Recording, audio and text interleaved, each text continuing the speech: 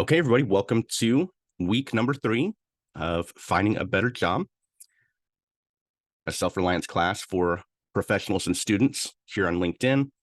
I'm really excited for this week's material.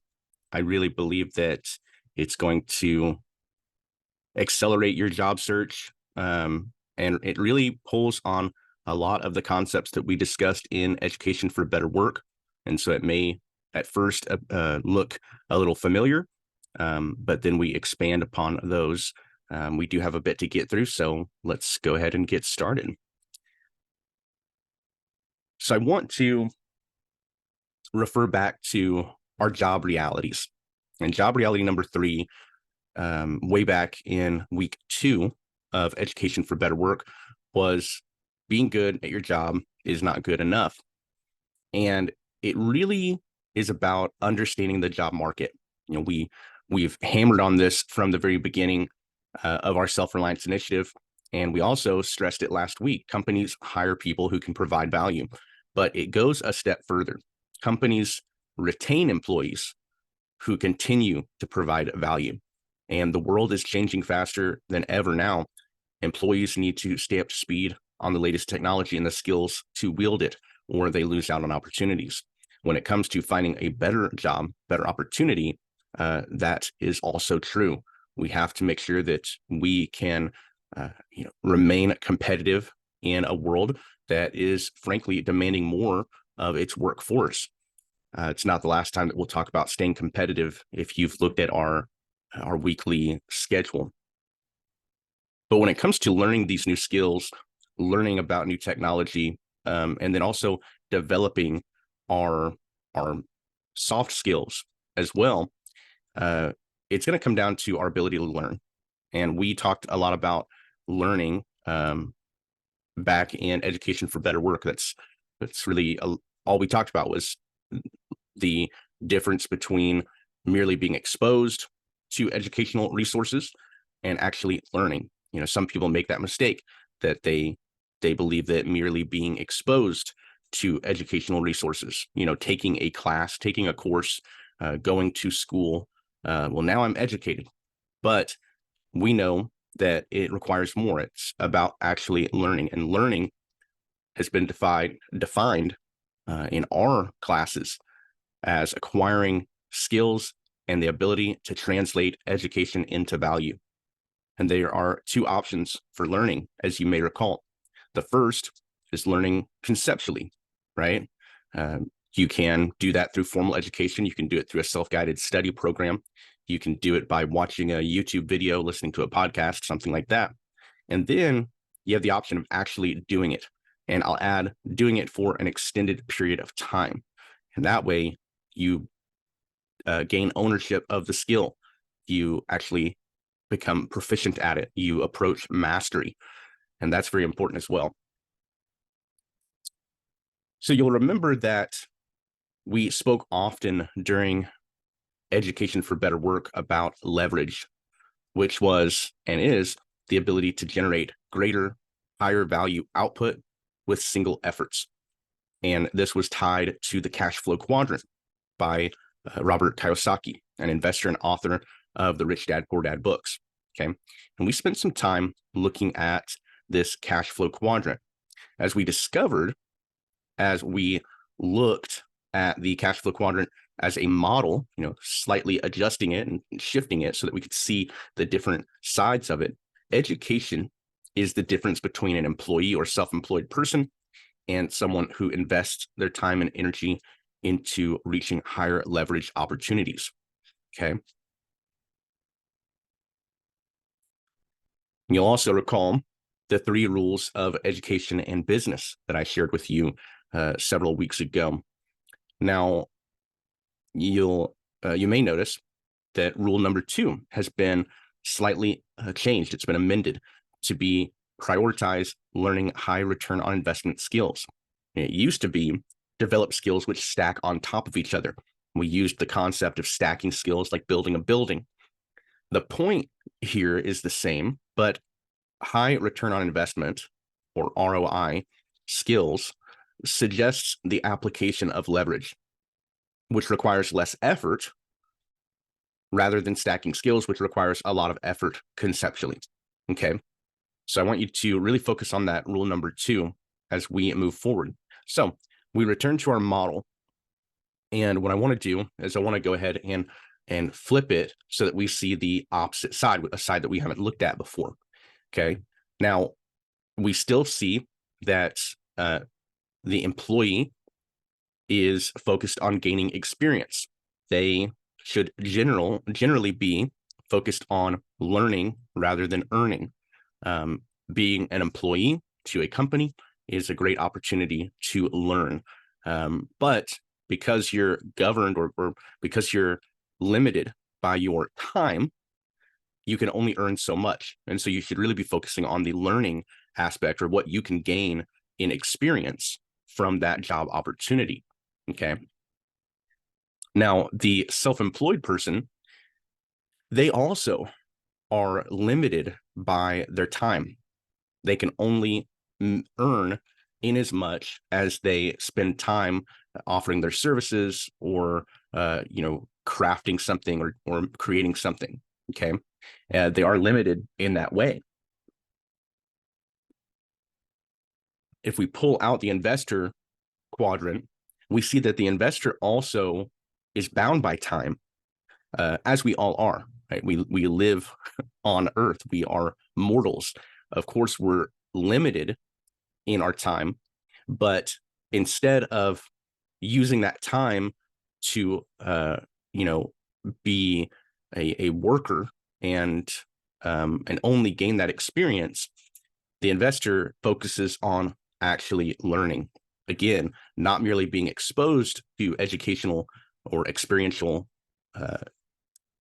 situations, but actually learning what needs to be learned and learning how to actually provide value to an employer or a client, therefore creating more leverage, therefore making it possible that they can earn more money.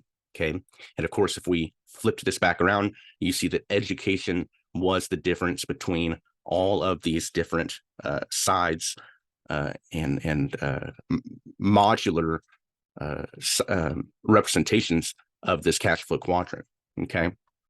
Now, the reason I bring that up is because we have a case study that I want to share with you today, which further drives this point home.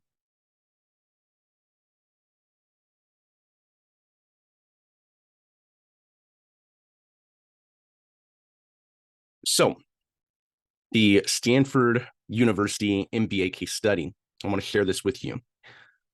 So, a university MBA class was given a project. The students were all split up into teams, and each team was given some minuscule amount of money, $5 or $10, and they were told to make as much money as possible in 1 week. At the end of the week, each team would be given the opportunity to give a 10-minute presentation to the class about their approach. How did they do this? How much money did they make? So on and so forth. Some teams went out and they gambled. They bought a lottery ticket or they played a slot machine. After all, $5 was such a small amount of money. Many students couldn't fathom how they could effectively turn it into anything more. The students that did the best, however, realized that $5 was meaningless.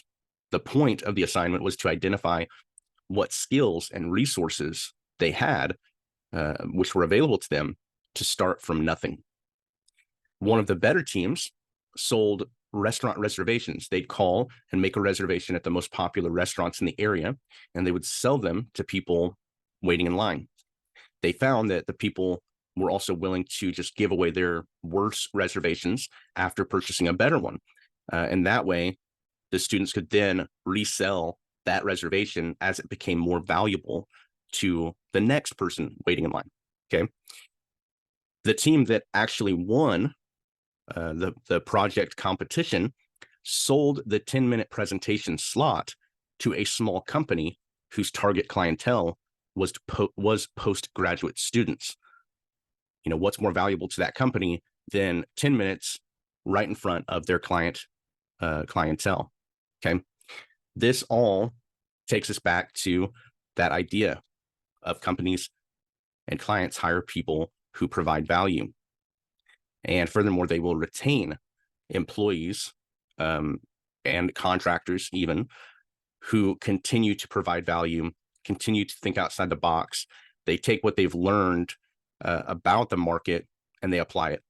So you need to ask yourself, what skills and ideas do you have that people would be willing to pay for? Okay. Now that concludes our presentation today. Our weekly homework assignment, I will say that if you haven't done the week 2 action plan assignment, you really should. And that way you can get the most out of this week's assignment. You'll access this week's training module. It's titled High Return on Investment, or ROI Skill Audit, found in the Google Drive folder in week 3. Again, I believe that everyone in this meeting has access to that Google Drive document. If you do not, you need to absolutely get with me either through LinkedIn or email and make sure you have access to that document. That way you have access to these resources from the class, mainly the class recordings and then weekly assignments. Now, the skill audit as a whole assignment is due at the end of week 4. So in 2 weeks time, because it is a more substantial assignment, it has it's a little bit longer of assignment. But I want you to make sure and complete step 1 and the get tactical activity in step 1 this week. This week is going to be the beginning, and week 3 is always like that in these classes. I don't know if you've made that connection with Education for Better Work and now this class, but week 3 is where we start to apply what we're learning for the long term, right? It's great to attend these classes. It's great to learn conceptually, right, from our 2 options for learning, but so much more important is to actually do it. And when I talk about getting tactical, I mean about making moves right now, not just learning and developing a skill or developing a mindset, but really actually getting out there and doing it. And so complete that tactical activity in step 1 of the homework assignment this week, and then make sure and submit that to me by the end of this week so that I can give you some feedback on it. It's very important that you do that, and that way you get the most out of this class. Of course, that's the end of our 3rd weekly presentation. Next week, we're going to talk about collaboration. We're going to talk about some deeper concepts when it comes to networking. It's, again, very important that you do that tactical activity this week, and that way you can continue next week with the keys to collaboration. Okay. In closing, normally this would be the time or the point that I remind you of your 3 commitments in this class, which you'll remember were, giving your all, don't sell yourself short, honestly evaluate your efforts, and honestly evaluate my efforts as your coach. But as I prepared for this week's presentation, I realized that those are great commitments to make. I think I'll continue to ask others to make those commitments for Education for Better Work. But your commitment in this class for these 6 weeks and beyond is to make sure that you are prioritizing, making your first priority becoming self-reliant and caring for yourself and your family.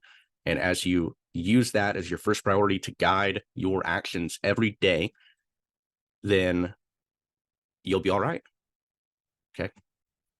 Now, I do want to share, it's been a while since I've talked about the Grounded Leader Academy and what we do. I remind you that we coach professionals on skills that relate to leadership and business management. So, what we're doing here with these self-reliance classes is we help people get job ready and then help them get the job.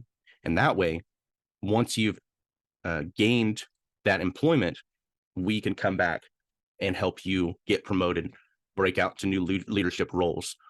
We can only do so much for you if you're unemployed or if you're in a job with no future prospects. So this is our hope, that we can help you get a better job or get a job that will support you. And then you'll return to us for your leadership consultation and management, career plan.